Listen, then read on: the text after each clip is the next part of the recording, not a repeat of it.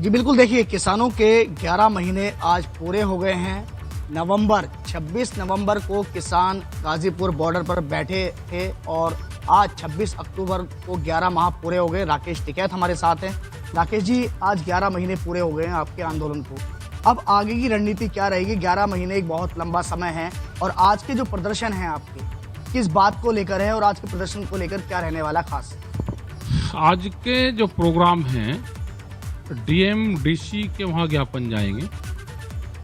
उसमें जो लोकल के इशू रहेंगे वो भी रहेंगे, 3 कृषि कानून है वो रहेंगे, एमएसपी वाला रहेगा और जो लोकल के इशू है वो रहेंगे। जैसे अभी बरसात बहुत ज़्यादा हुई तो उससे बहुत नुकसान हो रहा है, उससे तो वो इशू रहेंगे। खरीद नहीं हो रही वो इशू रहेंगे। तो ये सारे मुद्दे रहेंगे और 11 महीने पूरे हो गए तो सरकार की नज़रों में बड़ा वो हो सकता है कि 11 महीने हो गए, लेकिन किसान ने तो एक रूटीन उसको बना लिया। जब तक सरकार बातचीत नहीं करेगी, जब तक इसका समाधान नहीं करेगी, ये आंदोलन जारी रहेगा। जी 11 महीने का वक्त बहुत लंबा होता है और एक किसान के लिए, जो किसान खेत में रहता है उसके लिए तो बहुत ही ज़्यादा ये मानिए कि एक ये वक्त ऐसा रहता है कि उसे अपने खेत में रहना होता है, फसलों को देखना होता है। लेकिन अब वो सड़कों पर जिस तरीके से है और उसके बाद वो भी चाहता होगा कि घर वापसी उसकी भी हो जाए। बिल वापसी, आप सीधा किसानों का ये कहना है कि जब तक बिल वापसी नहीं तब तक घर वापसी नहीं, आपका भी यही कहना है। तो उस किसान के लिए भी कुछ ना कुछ सोचना जरूर पड़ेगा, जो किसान आज सड़कों पर है।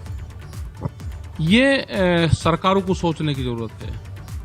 मतलब वो यही चाहते हैं कि किसान खेत में ही काम करो जाए, किसान अपने भाव ना मांगे और देश के लिए अनाज उपजाता रहे, किसान गरीब रहे, फटा हुआ उसका कुर्ता रहे। ये सरकार तो यही तो समझती है ना, किसान अपने खेत में भी काम करेगा और किसान आंदोलन में भी काम करेगा।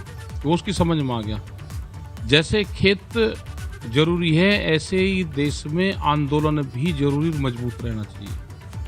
हो गया ना, किसान तो पूरा बर्बाद हो गया फसलों से, उसने उगाई और कटी हुई फसल उसकी पूरी पानी में खराब हुई और सरकारों का कोई सहयोग अभी तक नहीं। जो वेजिटेबल्स का किसान था, जो सब्जी तरकारी का किसान था, वो बर्बाद हुआ। तिल दालू का किसान बर्बाद हुआ, धान का किसान बर्बाद हुआ।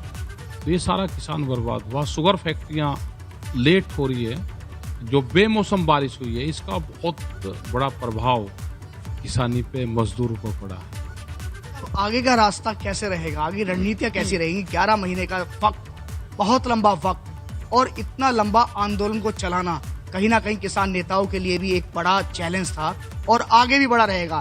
तो क्या लगता है कि इसका समाधान आखिर निकलेगा कैसे? बीच का रास्ता कहाँ जाके निकलेगा?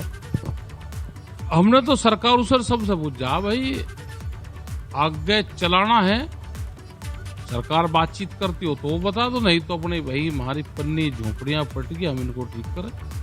हम अभी इंतजार कर रहे हैं सरकार का।